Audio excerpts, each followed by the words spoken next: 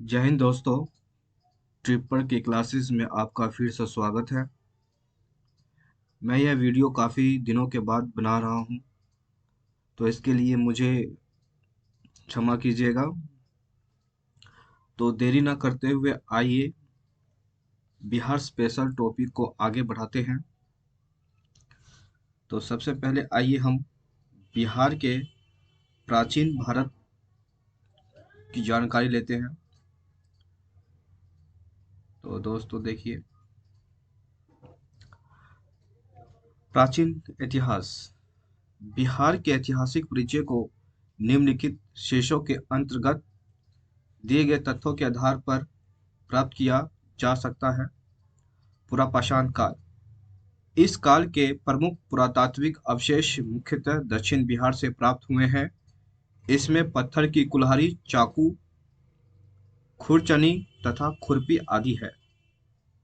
आगे अगला पॉइंट है, यह अवशेष मुख्यतः गया की जेठियन, पेमार घाटी, मुंगेर के भीम बांध व पैसरा, भागलपुर के राजपोखर, माली, जोर, पश्चिमी चंपारण के वाल्मीकि नगर तथा नालंदा क्षेत्र से प्राप्त हुए हैं।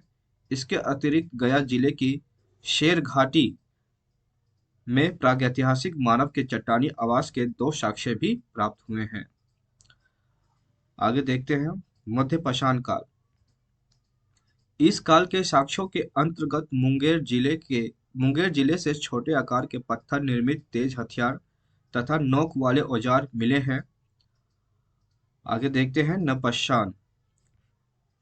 इस काल के साक्ष्यों के अंतर्गत सूक्ष्म औजार साथ साथ हड्डी निर्मित प्रमुख हैं, जो चिरांद, जो माफ कीजिएगा मैसेज आ रही है, जो चिरांद, मनेर, चेचर, कुतुबपुर, ताराडीह तथा सिनवार से मिले हैं।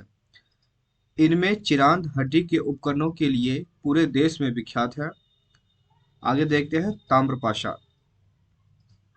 इस काल के साक्ष्य चिरांद, सोनपुर, मनेर, पटना, चेचर, राजगीर, सिनवार तथा और ओरियम में मिले हैं। इनमें काले लाल मृतभांड प्रमुख हैं, जो सामान्यतः 1000 ईस्वी पूर्व से 900 ईस्वी पूर्व तक के माने जाते हैं। अब आते हैं लौह युग। देखते हैं लौह युग में क्या हुआ, इसके बारे में जानकारी प्राप्त करते हैं। इस काल को उत्तर वैदिक काल भी कहा जाता है। इस दौरान मानवीय वस्तुओं के उत्तर बिहार क्षेत्र में स्थापित होने के संकेत मिलते हैं। इस काल के अंतर्गत लोहे का उपयोग मुख्यतः औजार बनाने के लिए होता था। अगला पॉइंट देखते हैं, इस काल के दूसरे चरण को समानता उत्तरी काले चमकीले मृत भांड से जाना जाता है, जिसके साक्ष्य बक्सर व चिरांद से मिले हैं। अगला देखते हैं, इस काल में कृषि कार्यों में लोहे का प्रयोग शुरू होने लगा तथा साथ ही नगरीकरण की शुरुआत भी हो गई थी। आगे देखते हैं, सिंधु घाटी सभ्यता, जो इतिहास की प्रमुख सभ्यता माना जाता है। इससे कई सवाल बनते हैं सिंधु घाटी सभ्यता से। वर्षों पुरानी सिंधु घाटी सभ्यता 20वीं सदी के द्वितीय दशक तक एक गुमनाम सभ्यता थी, अर्थात लोग इस सभ्यता के बारे में अपरिचित थे। विद्वानों की धारणा है कि सिकंदर के आक्रमण लगभग 326 ईस्वी पूर्व, कब 326 ईस्वी पूर्व के पहले भारत में कोई सभ्यता नहीं थी, लेकिन यह धारणा गलत है।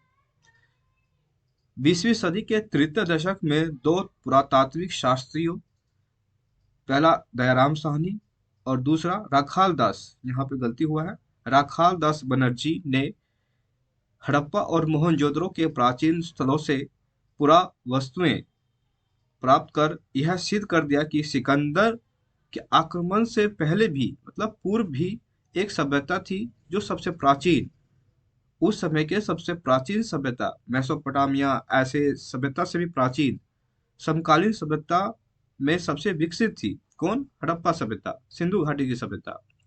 कालांतर में सर जॉन मार्शल, माधव स्वरूप वत्स, के एन दीक्षित, अर्नेस्ट मैके, ओरेल स्टेइन अमलानंद घोष, जेपी जोशी आदि विद्वानों ने उत्खनन करके महत्वपूर्ण सामग्री प्राप्त की।